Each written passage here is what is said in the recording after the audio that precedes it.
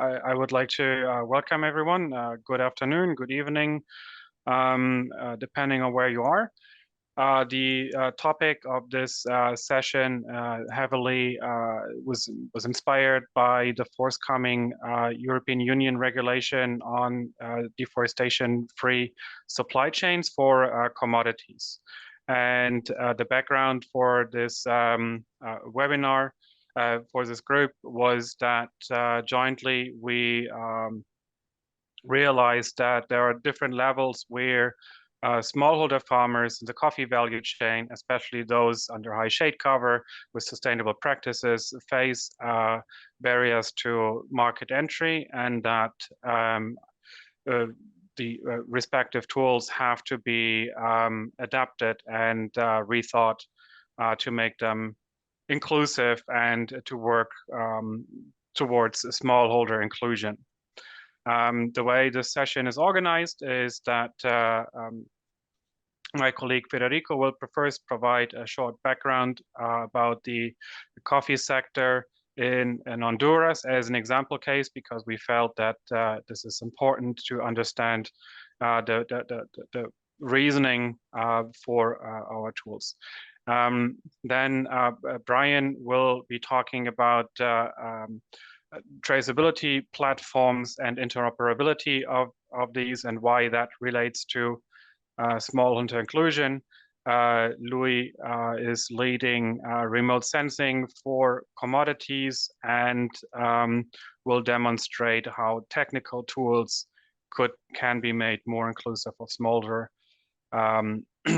production, and then I myself will finish with a producer-facing tool to estimate yields for traceability down to the plot.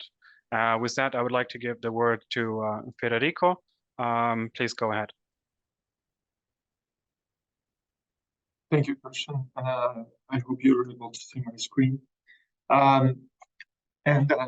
Okay, so following what Christian just said, since there's a theme around the European Deforestation regulation, this first presentation is meant to be an introduction to the topic with a little bit of the questions behind the inclusivity around this regulation, and then moving on to the tools that are going to be presented by my three colleagues. So a good starting point would be to think about the economic, social, and environmental impacts of coffee. Perhaps in degrees of understanding, there's somewhat of a better understanding of how important coffee is for the economy as the second most largest traded commodity, with upwards of 9 million tons produced annually and traded between the global south and the global north. And that's what puts coffee as an important topic for research, but moreover, it is the source of livelihoods for 125 million people around the world, with smallholder farmers accounting for about 80% of that amount. So whatever happens to the coffee business, it has a sizable impact for a lot of people producing it, and most of them are located, if not in the global south. But today, and I guess this is one of the areas where there hasn't been, or the interest in understanding the impact of coffee is more recent, is in the environmental side of production. The issue around this is coffee is grown in areas with a high risk of deforestation. And also, understandably so, those areas are very rich in diversity and have a high potential for carbon storage. But when thinking about the potential impacts, in this case, the negative impacts of coffee, it's difficult in a sense to size that impact, because deforestation is not always as straightforward as one might think, especially in the context of the smallholder producers in poor countries in the global south, because essentially thinking about deforestation, it would be easier to think about felling trees and then growing coffee right after felling trees. But actually, there's places in context in which it's more likely to have indirect deforestation, where coffee follows a path that's set by a different dynamic in which trees are felled and some yearly crops are grown, then cattle follows, and then maybe coffee, just to give an example. So if we want to really understand the impact of coffee, it's important to acknowledge that either one of these paths is a possibility, and behind these paths, there's an understanding that coffee might be one of the drivers of deforestation, whether it be a direct or indirect deforestation. But behind this idea is created the concept of embodied deforestation of coffee. And I've already given the two examples behind understanding embodied deforestation. So indirect deforestation might just follow a pattern of the expansion of the agricultural frontier, where other crops have kind of led the way after the forest has receded, and then there's that more easily understandable direct deforestation when coffee is immediately sown after the trees are felled. But the question remains is how to measure commodity-related deforestation when land use changes are very frequent, and which is the understanding, and this is a primer into the understanding of the EU deforestation, on which I'm going to talk a bit more about in the next slides, is that deforestation is embedded into the supply chains relative to the increasing land use. So the understanding behind this is, since it's very difficult to actually trace exactly coffee following deforestation, it's important. It is actually proposed that we think about this embodied deforestation as areas where a decrease in forest cover are matched by an increase in coffee cultivation. And there's a little bit of a leap of faith of thinking that those two are exactly correlated, but at least there's a common understanding that they are in fact somewhat or strongly correlated enough so that it is important to look at it that way. And the importance of this is because as countries are trying to become more responsible about their sourcing, they're looking at this embodied deforestation as the measure of the importance of monitoring the provenance of those commodities. Turns out, and since the idea is to talk about coffee is responsible for about 7% of the embodied deforestation worldwide, and in the case of the European Union is responsible for about 30 to 40% of that deforestation, of that embodied deforestation of coffee. So that's one of the reasons why the European Union deforestation regulation came to happen. And as I mentioned, they are concerned about the effect of their consumption of commodities and this embodied deforestation. And when they looked at coffee, they felt, or through the lens of the embodied deforestation, they feel like their impact is quite high in coffee. But that's not exclusive to the coffee case, because through that same methodology, they have prioritized a number of other crops, including rubber, timber, soybeans, cattle, cocoa, palm oil. I think that's about the list. So that all of these commodities are going to be monitored. A short explanation of what the EU regulation aims is that they want to minimize the deforestation and forest degradation within the supply chains of these products entering the EU market.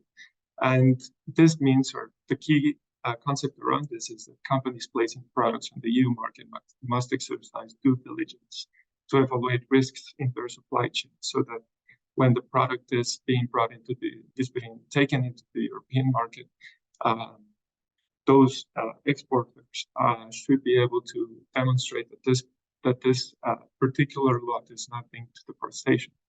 3 pillars were identified for the successful implementation of the European deforestation regulation.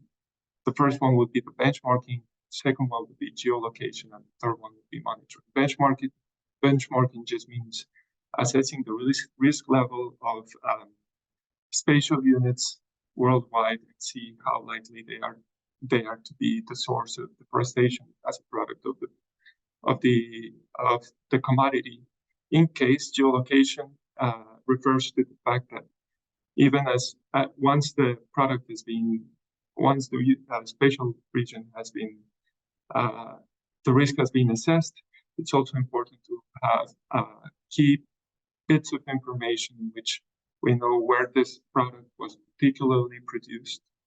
And furthermore, it might require the name and virtual physical address of all the intermediaries within the supply chain. Finally, the monitoring is there's a EU observatory that's going to facilitate the process on supply chain and public entities, consumers, and business, providing easy to understand data and information linking deforestation, forest degradation, and changes in the world forest cover to the EU demand trade for commodities and products. So this will be a check that would allow to understand whether the previous two steps are going to be are really leading to the due diligence of the product. I'll wrap it up by saying that some of these things might, for people with experience in poor countries, some of these things seem like big hurdle for smallholder farmers who are usually poor, and it is important to acknowledge that is in fact something that we should worry about, because it could increase the administrative and financial burden on those smallholder farmers and influence sourcing practices. So it's going to be more challenging to source from these types of people, these types of farmers. And with the compliance of the due diligence, some of the firms that are sourcing coffee might favor larger farms due to the higher costs and complexity of tracing from smallholder farmers.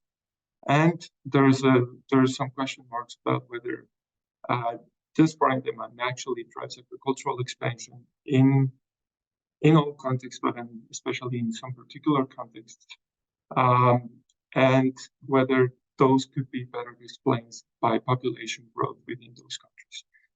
If effective deforestation is something, mitigation is something that we would like to achieve, it requires multiple interventions aside from only the traceability, but it's also important to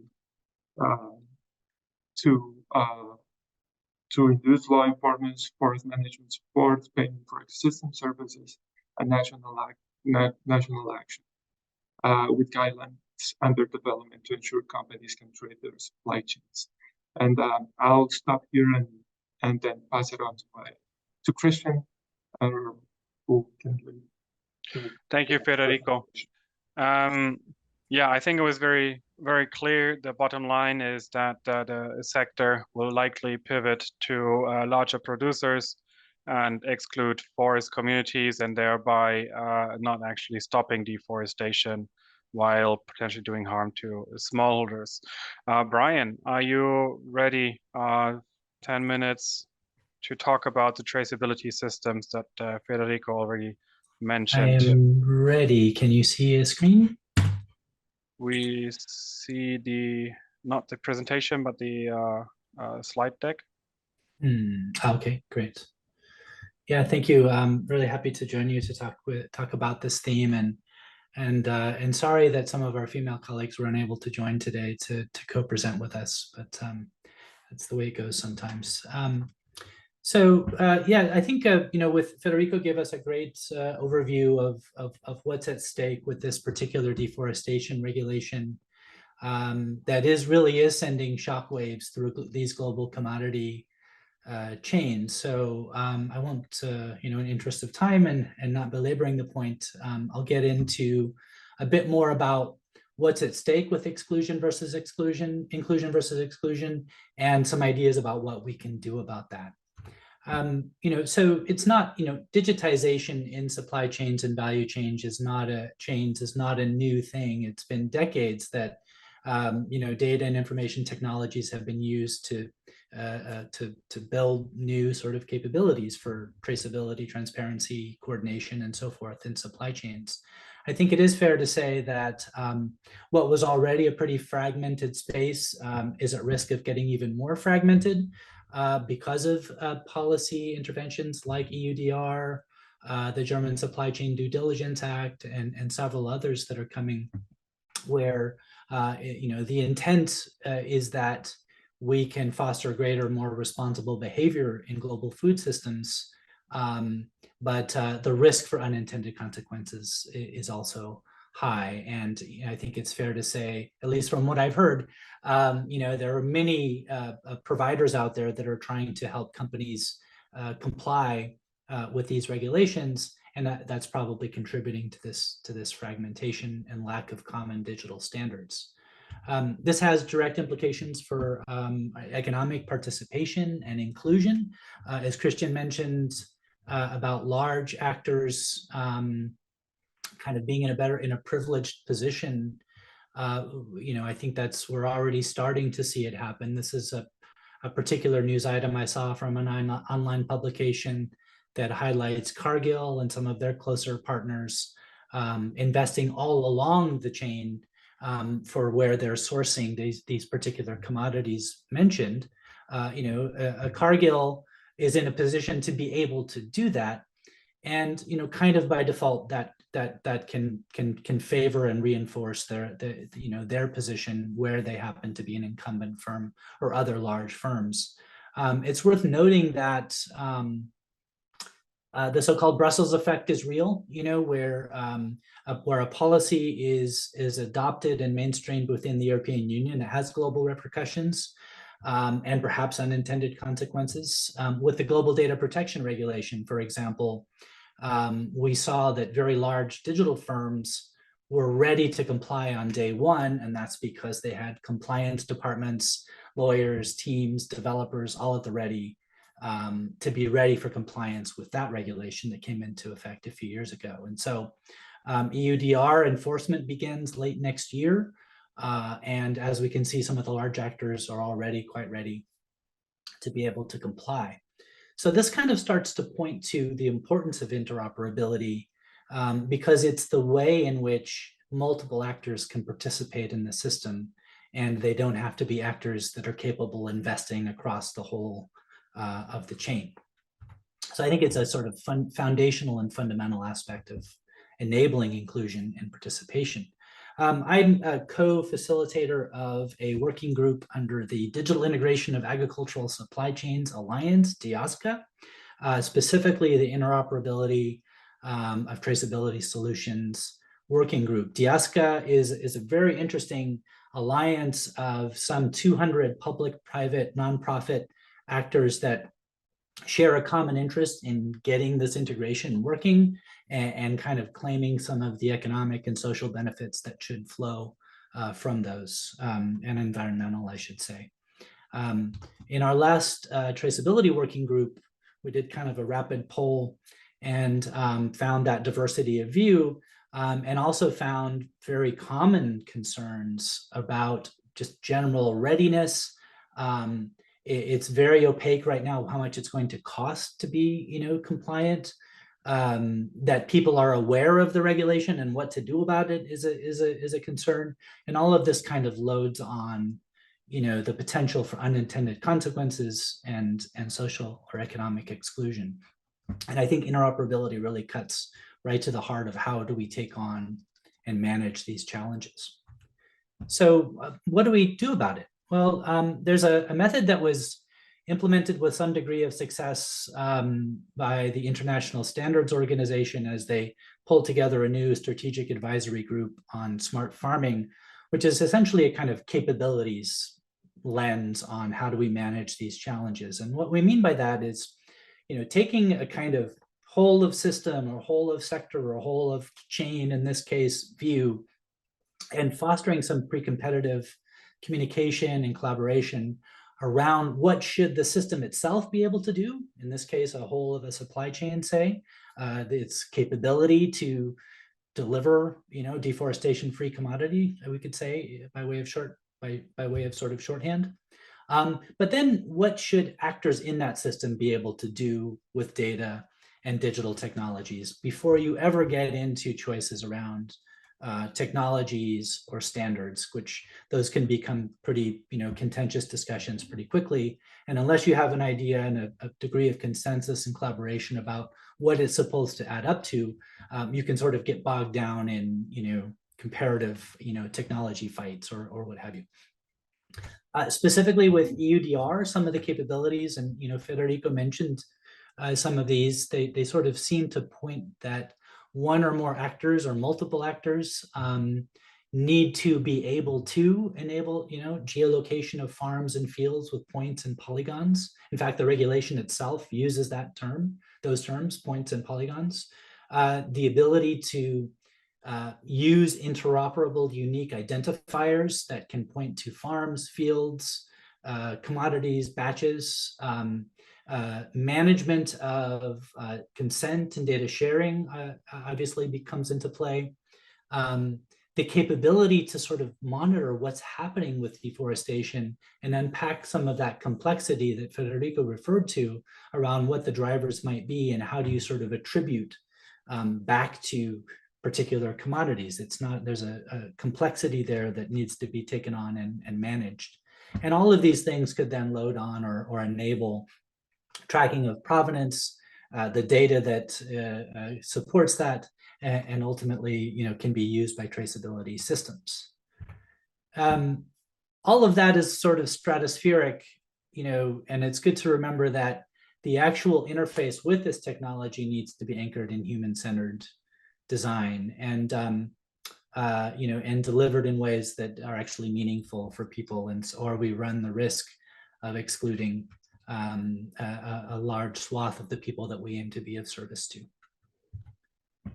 This is a great map that we'll hear more about in a bit from my colleague, Louis, but it's also a great demonstration of why open science, I think, is so fundamental to achieving some of the aspirational goals of these regulations, in that we need to be transparent about what we're measuring, what we think it tells us about the world, what are the models that we generate, why do we think that these are credible things, and be open to critique and facilitate some kind of co-learning around the nature of deforestation, what's driving deforestation, what are the social, economic, and environmental impacts that can be attributed to that deforestation. These are complex questions that require collaborative, and I think collaborative investigation of reality and what are the collective actions that are needed and why.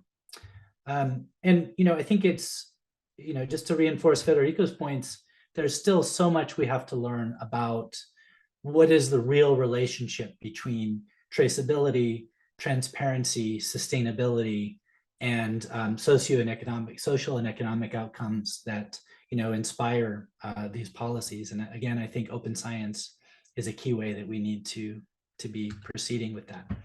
So I'll stop there. It's a very exciting time, though, and when we look at advances in information science, the ability to kind of compare and match data up across domains and link them to collective actions, I think it's a very exciting time to kind of take the opportunity that these policies open for us and really wrestle tractable ways to manage the complexity towards those outcomes. So thank you very much. Thank you, Brian. Yeah, I think one key aspect is really here to emphasize that interoperability will and standardization will explode in complexity by directly including plots and directly including smallholders.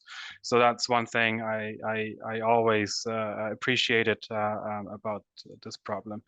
Louis, Brian already showed your map, but did he steal your show, or do you have more to say? I always have more to say. Don't worry about it. Share.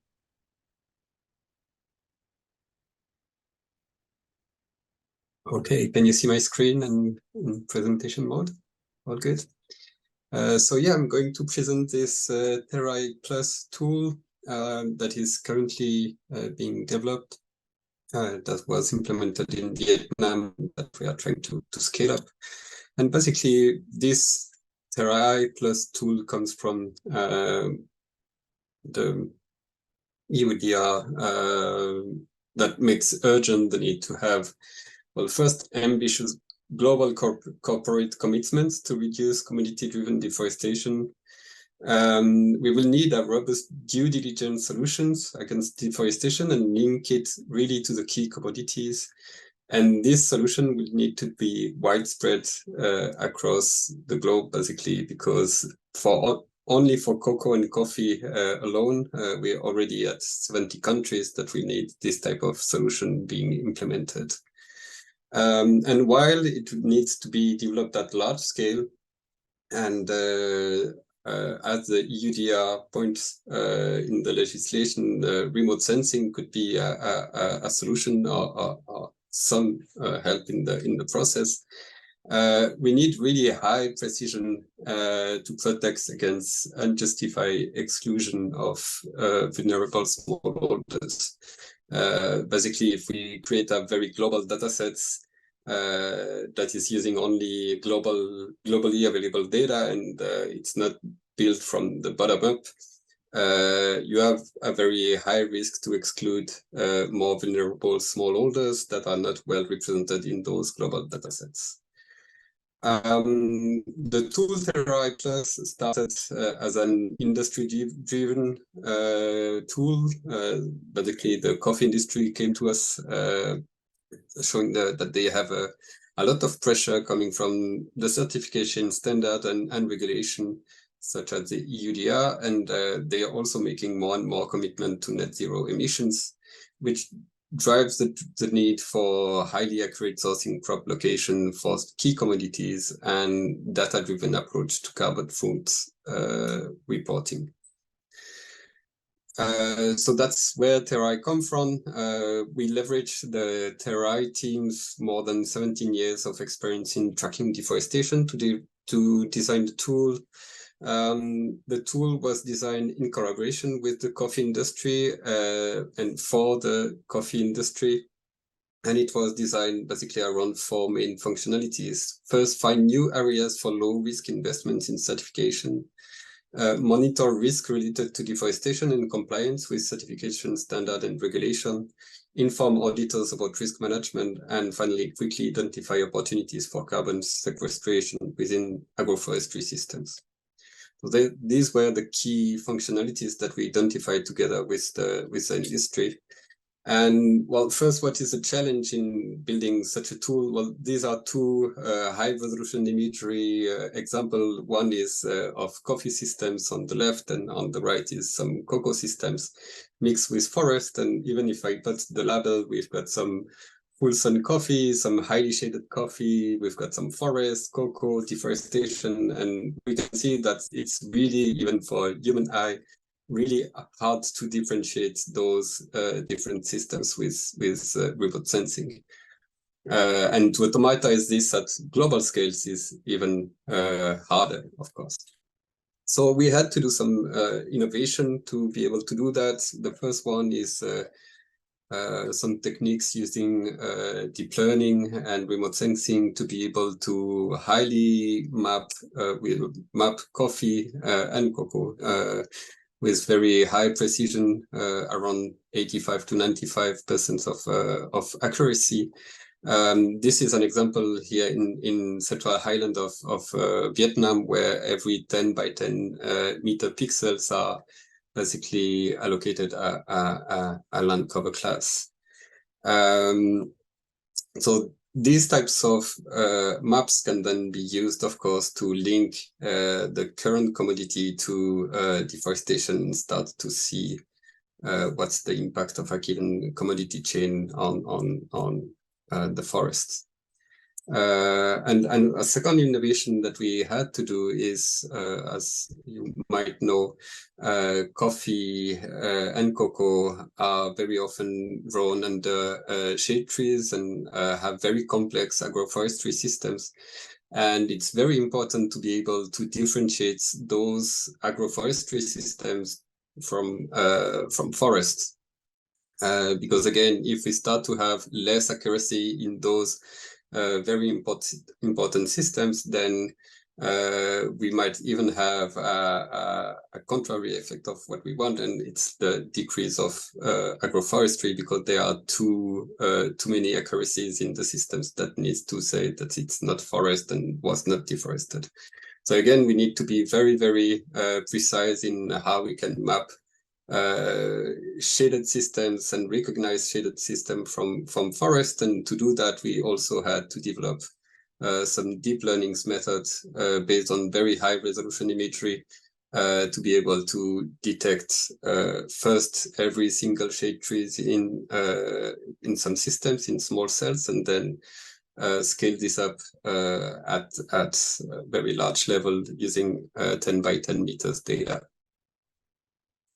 And based on this, we've developed this web platform that can basically bring all this information in actionable metrics that were defined with the private sector, where basically we will inform, for example, about new areas for low risk investments. If the private sector wants to invest in new areas and want to avoid being linked to deforestation, where should they look at? So this is an example that show a heat map of where deforestation is particularly linked to a certain commodity here with coffee, and these areas might be areas that you want to avoid to source, or if you're not already operating in this area.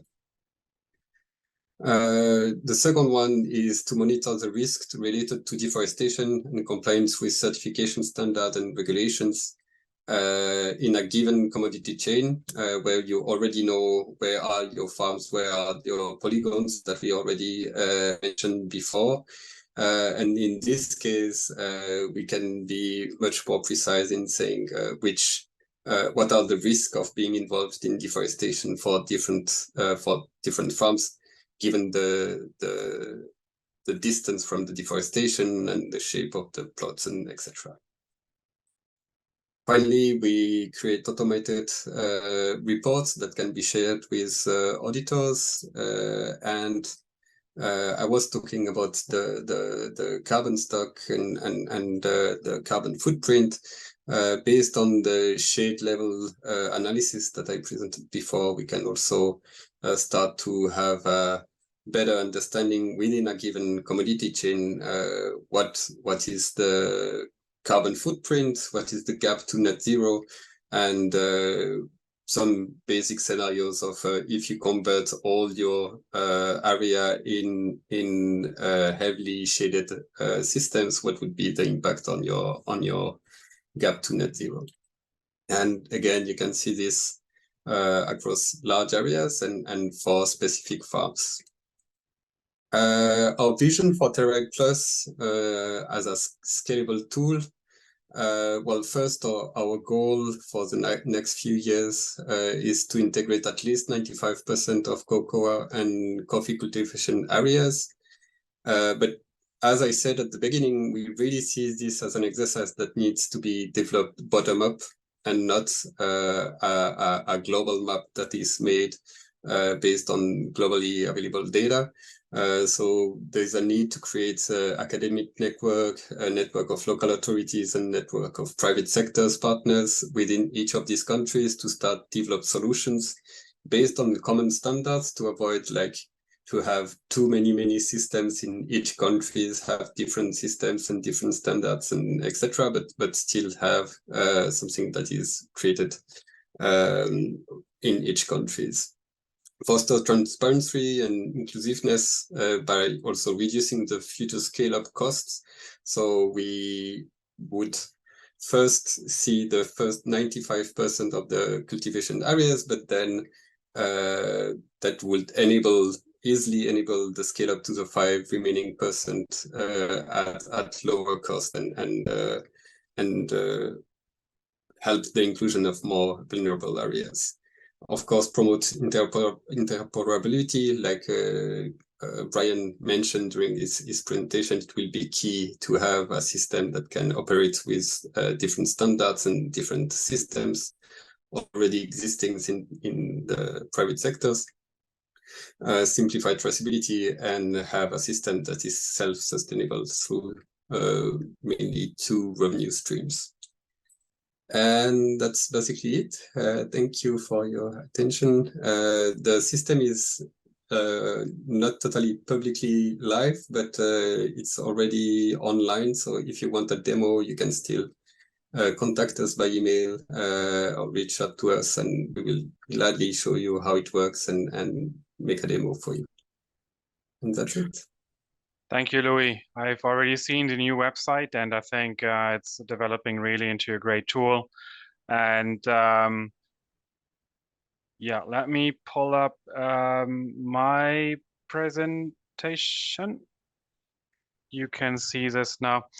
Okay, so we discussed the inclusivity of traceability tool interoperability and the inclusivity of remote sensing.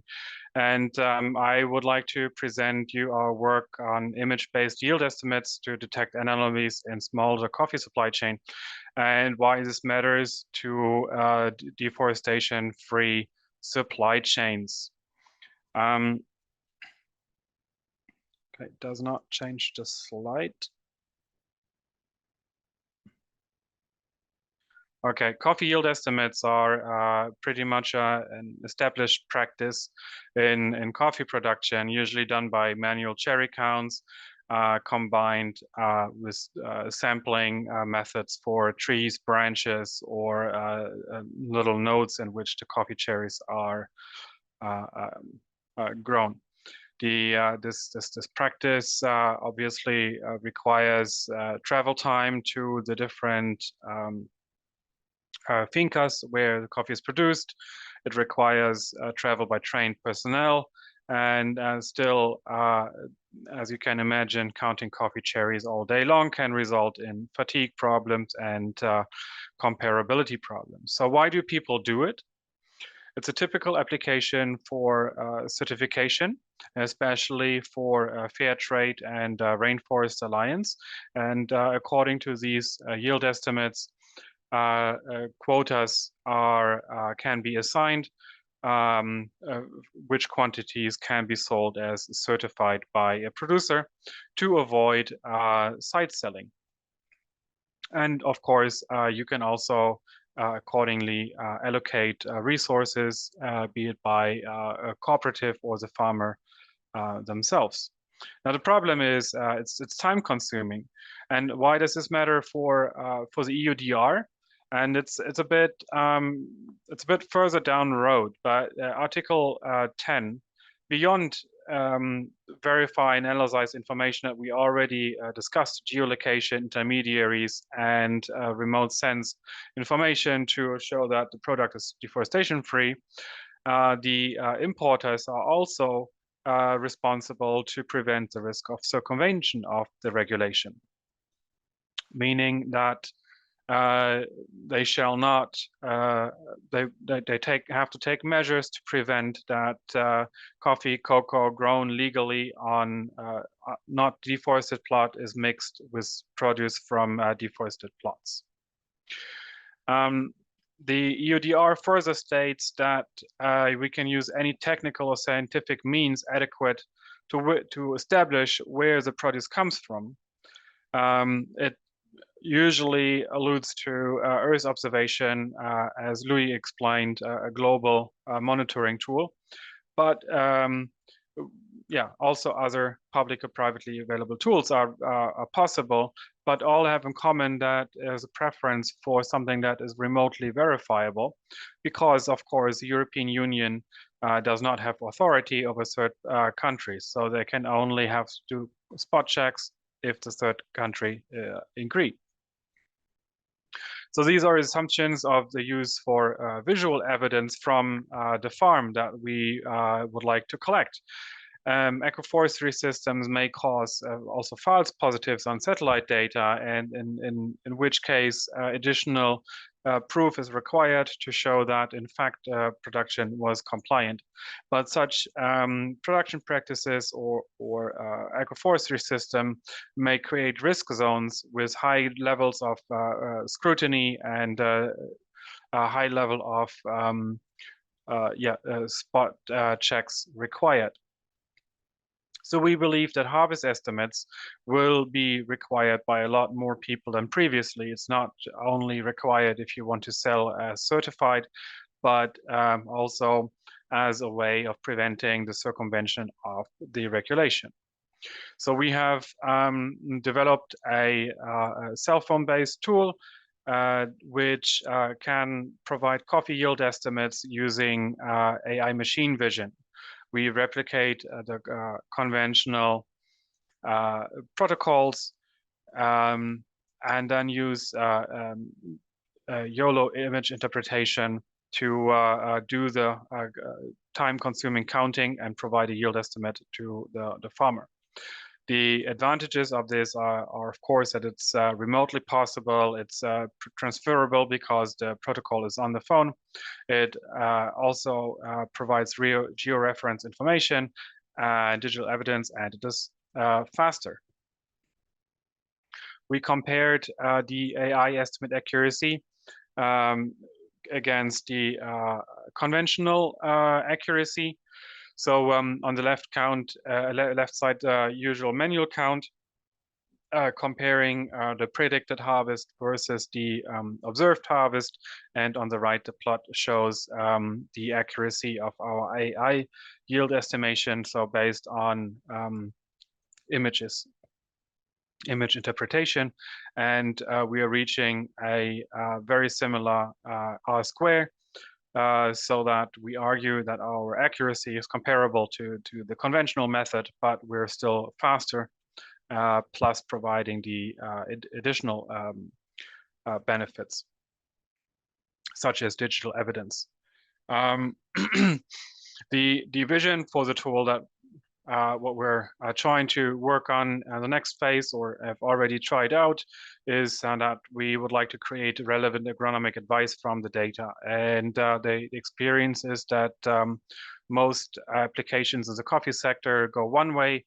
They only extract data, but and then the aggregators create value for themselves from that data, but very little of that is communicated back to the farmer. And harvest estimates are, of course, a key information for the producers themselves, which we compare against these 10 key practices for coffee production to provide actionable insights, such as climate resilient practices for coffee producers. This is part of what the EUDR demands, and we hope that we can go towards this by delivering advice for the making more of the data that the producer provided.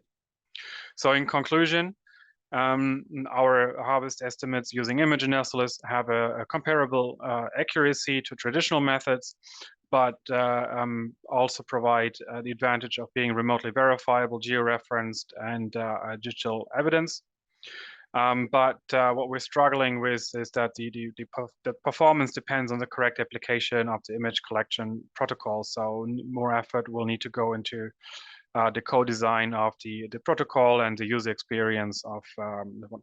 And of course, speaking about inclusion, our argument is that we take a big step from inclusion through computers and documentation systems to cell phone owners. But of course, that still excludes a large part of the population. And we think the concept is applicable to other crops such as cocoa and avocado. So with that, we believe that first mile integration with traceability systems could be possible, especially to prevent the circumvention of the regulation. And we believe that in the future, we'll be able to combine this with other services such as credit, insurance, and agronomic service, so that the smallholder farmers actually benefit from the data they provided and do not simply face an extractive approach in which they provide data but do not get any information back about that. And with that, I would like to thank you all for your attention, and we'd be more than happy to answer your questions. So please feel free to raise your hand, write it in the chat. Yeah, thank you for your attention.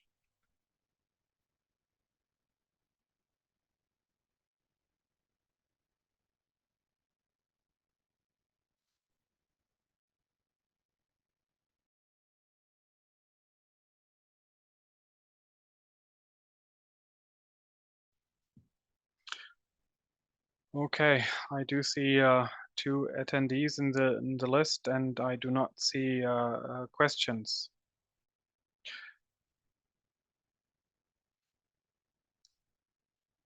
Please, please write your questions in the Q&A box. I'm seeing 9 attendees. Maybe there are more than that even. Yeah.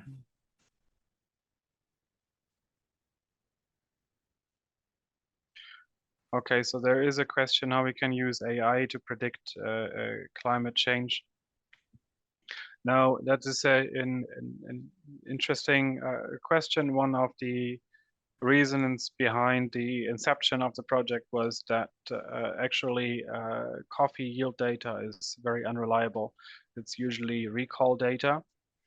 It is data which has been collected after the season. So it's very often not comparable beyond between projects. So we wanted to create a tool that can collect yield data in a comparable way at massive scale to actually create better insights into climate impacts.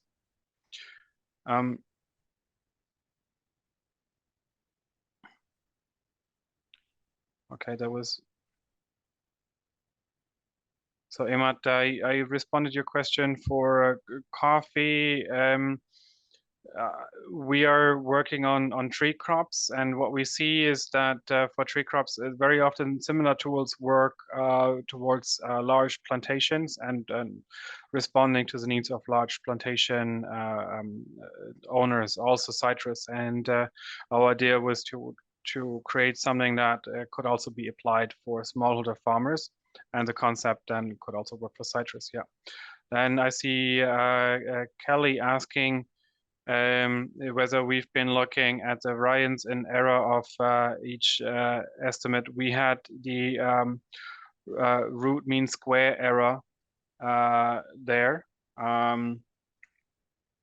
So it goes down.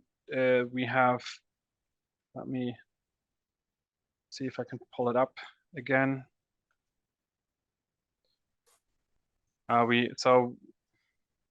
It does account for like 80% of an accuracy level. So we were quite confident the root mean square error was about 100 kilograms per hectare, with most farmers producing between 200 and 2,000. So we thought that this was an acceptable error. And we will launch Croppie.org soon. So this will be turned into an app, but it's coffee specific. It should be in the store already, but it's also in a limited launch phase.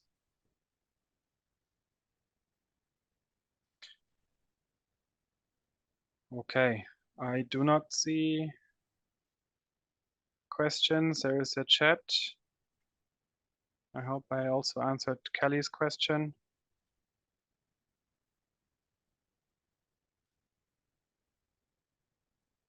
Oh, so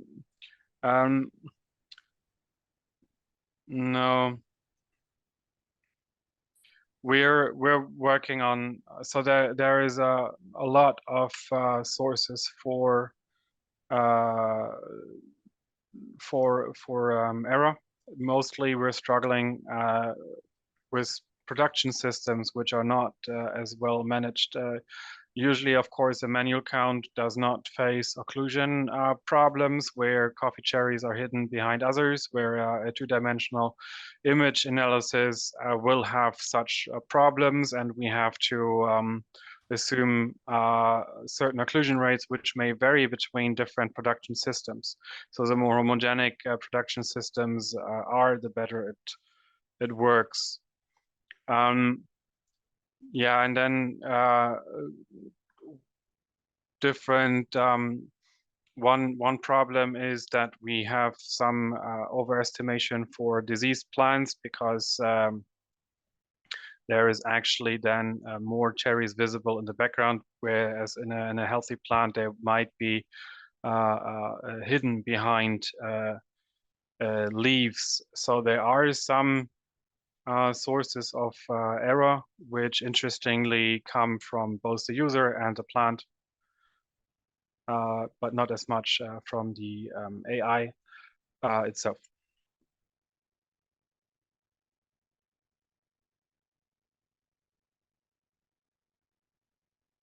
Yeah, thanks, Kelly, to you for your interesting question. Yared is asking which remote sensing data is being used, Louis?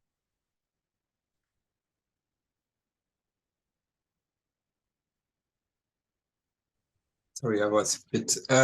Yeah, we're using when we are scaling up all the things, we're using Sentinel-1 and Sentinel-2 data at 10 meters resolution for Copernicus ESA. And we're using much higher resolution at 30 centimeters for the mapping of individual shade trees coming from Worldview, I think. Yeah, that's basically.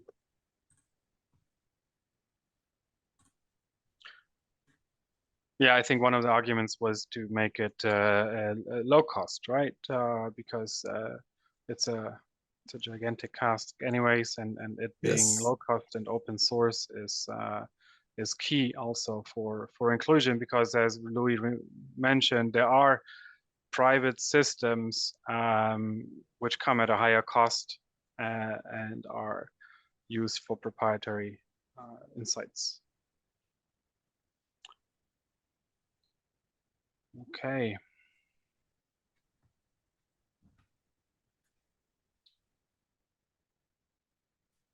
I was thinking about Imad's question.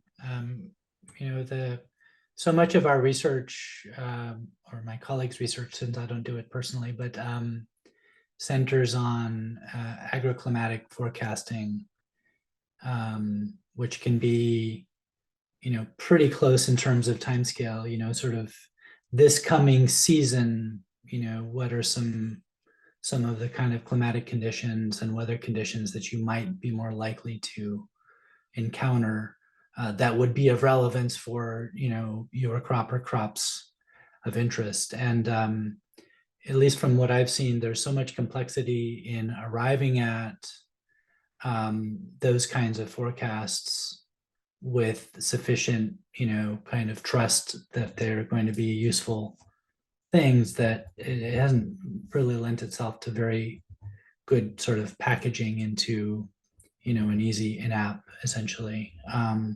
But I don't know if you've encountered something different. That might be good Brian, to know. this is the anecdote behind our Croppie project. Yeah. That our partners said, let's apply to the Inspire Challenge. And I said I had enough of that. There is no big data in coffee. Why would we apply if we don't have big data? And then we thought of ways that this yield data is one of the things that needs to be created as easily as possible. So we hope that by creating a bigger user base, we're creating the big data that can then be used for this next step vision of improving climate services and relating them to climate impacts. But right now we are looking at a few thousand data points across 1 or 2 seasons. So we're still not at the real big data, but we're getting there. It's yeah, hopefully it will become more and more interesting soon. And then again, the objective being providing these insights back to the producers and tell them where they are in relation to previous seasons or their peers. Okay, so I think we can close with that. I always appreciate how these tools combine and how inclusivity for deforestation-free value chains will happen at different levels and requires thinking through inclusivity and user experience, the coffee sector, the nature of the coffee plant and its production systems at different levels. So I always appreciate the problem, and I'm looking forward to creating solutions that make the regulation effective and beneficial for smallholder farmers. So thanks everyone, and it was a pleasure to be here. And yeah, hopefully don't hesitate to send any questions to us if you come up with any later queries. Thanks everyone. Good evening. Thank you. Thank you. Bye. Thank you. Good evening.